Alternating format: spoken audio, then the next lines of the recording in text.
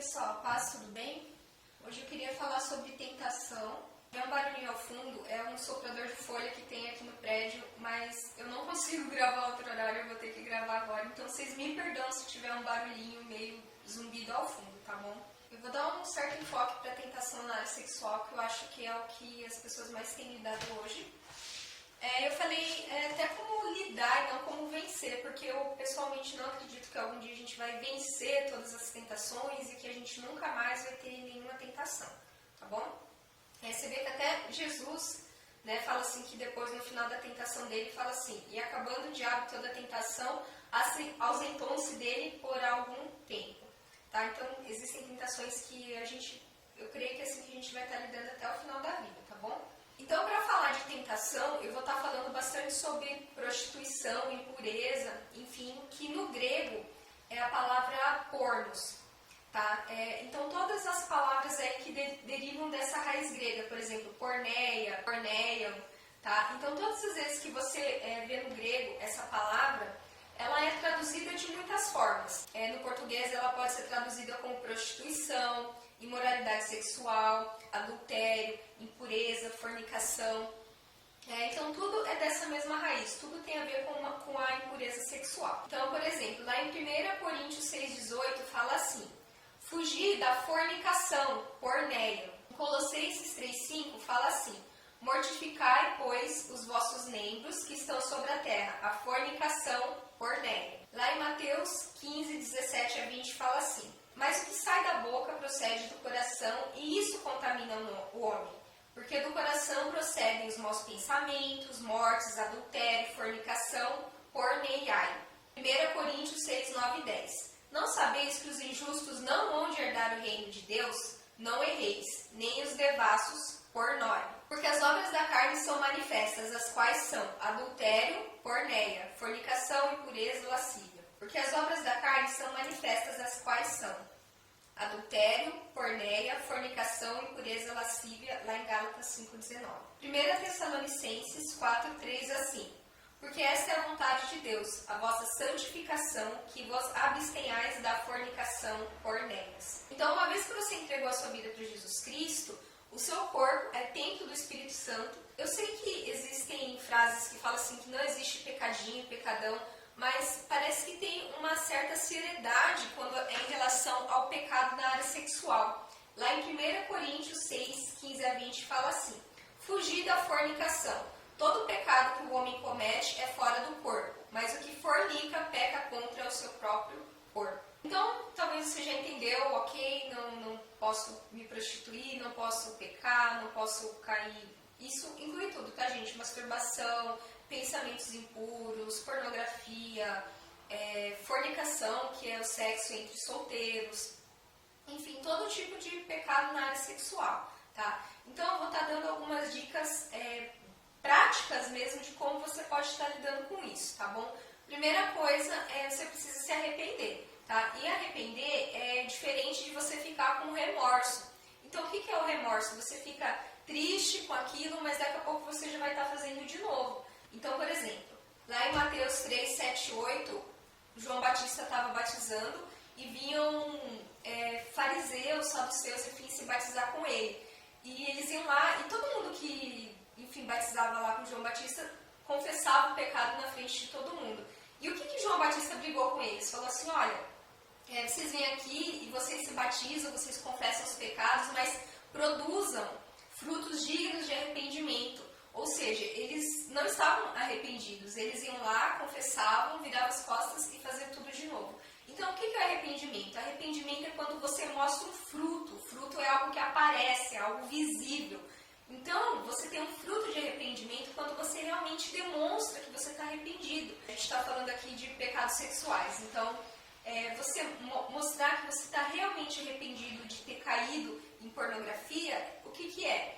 É você, por exemplo, fazer algo com o seu computador, você tirar do seu quarto e colocar na sala, sabe? Você tirar a internet da sua casa, enfim, você fazer algo que demonstre que você está arrependido, que demonstre uma atitude prática de que você está realmente tentando lutar com aquilo. Então, você ficar triste, você chorar, não é exatamente se arrepender. Claro que inclui, mas realmente um fruto digno de arrependimento é quando você faz alguma coisa situação, tá bom? A segunda coisa que você precisa fazer é a confissão, é confessar, falar com a boca, você colocar para fora aquilo que você fez, primeiramente para Deus, isso sempre. Mas outra coisa que eu queria aconselhar também é você procurar uma pessoa mais madura que você. Mais madura, gente, por favor. Não vai pegar uma pessoa do teu trabalho, do mundo e falar aquilo, ela não vai ter muito discernimento espiritual para te responder, tá? Então procura alguém mais maduro que você, talvez até alguém que já passou por isso, e fala, coloca para fora. Você vai ver que algo sobrenatural acontece quando você confessa, quando você fala. Se for preciso você procurar a pessoa e falar 10 vezes, fala 10 vezes, sabe? Eu sei que você pode ficar sem graça, mas você vai ver que isso vai te dar uma força sobrenatural, tá bom? Existe algo sobrenatural quando a gente confessa, e a Bíblia fala em 1 João 1,9. Se confessarmos os nossos pecados, Ele é fiel e justo para perdoar os nossos pecados e nos purificar de toda injustiça. Tiago 5,16 fala assim: portanto, confessem os seus pecados uns aos outros e orem uns pelos outros para serem curados. Então, fala aqui para a gente confessar uns aos outros, sabe? Às vezes a gente fala assim, não, eu já confessei para Deus.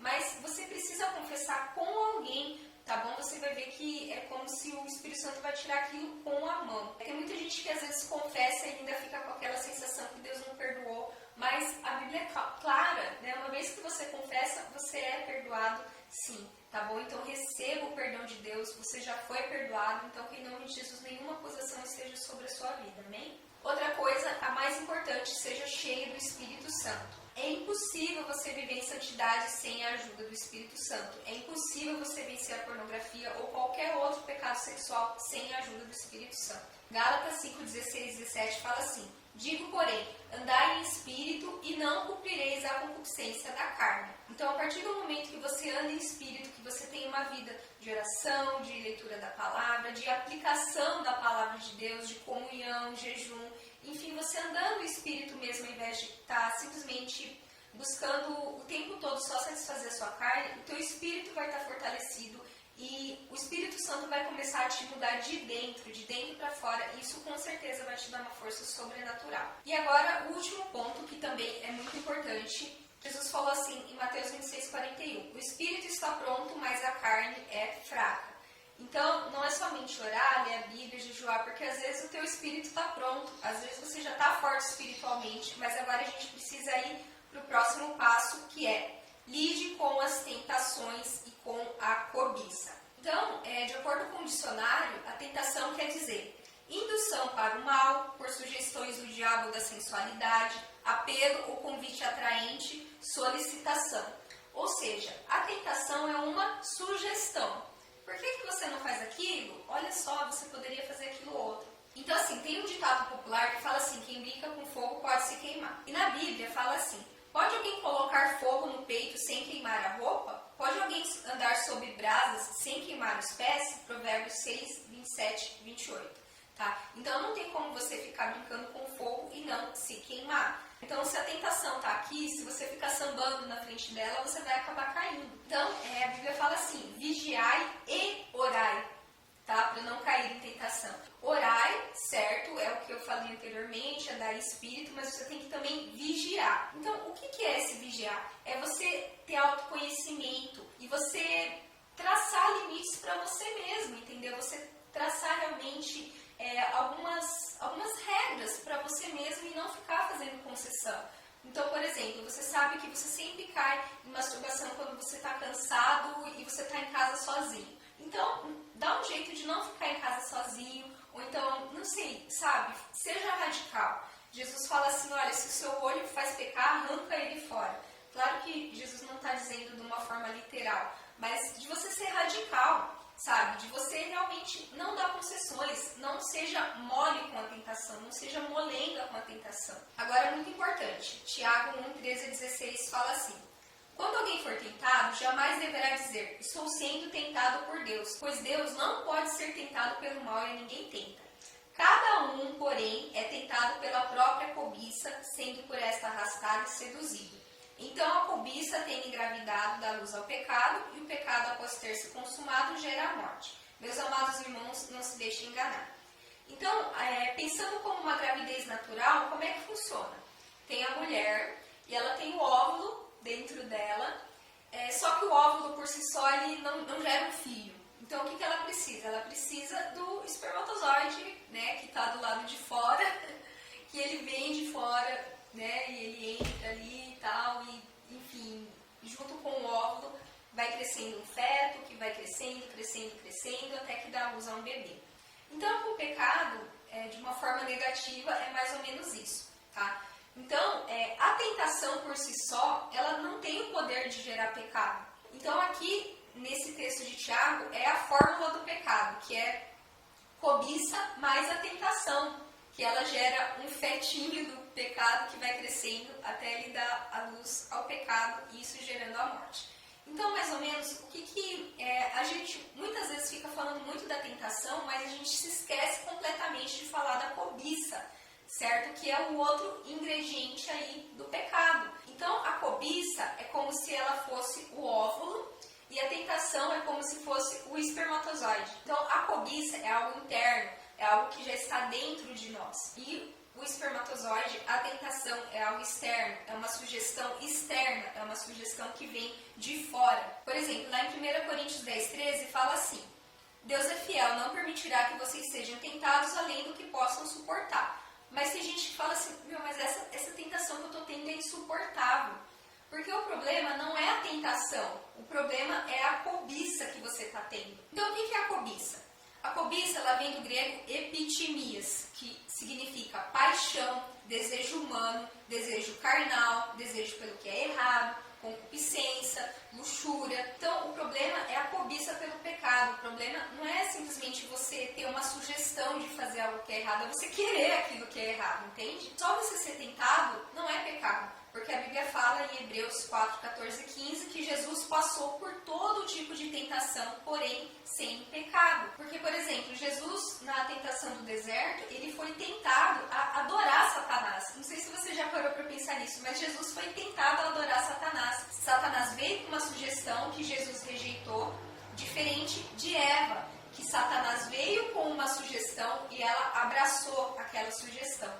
Por quê? Porque ela tinha cobiça. A Bíblia fala que ela olhou para aquele fruto, ela quis, era desejável para ter entendimento. Mas Jesus não tinha cobiça, Jesus não tinha essa cobiça pelo pecado. Então, Jesus rejeitou aquela oferta de Satanás. Vou falar agora de Mateus 5, 27 e 28. Eu, porém, vos digo que todo aquele que olhar para uma mulher para a cobiçar, já em seu coração cometeu adultério. Então, eu sempre ficava pensando isso. Eu ficava pensando, bom, o adúltero não herda o reino dos céus. Então, se eu olhar para um homem bonito na rua e achar bonito, pronto, eu sou uma adúltera e vou para o inferno. Mas não é exatamente isso que Jesus está falando. Nesse contexto aqui de Mateus, Jesus estava falando da hipocrisia dos fariseus, que eles achavam assim, eu vou até o limite do pecado sem pecar. Então, por exemplo, se você vê anteriormente, fala assim que eles achavam, não, eu posso xingar o meu irmão, eu não matando ele, eu não pequei. Entendeu? Então, aqui, por exemplo, o que os fariseus pensavam? Não, eu posso ficar pensando o que eu quiser de outras mulheres. Se eu não dormir com ela, eu não adulterei.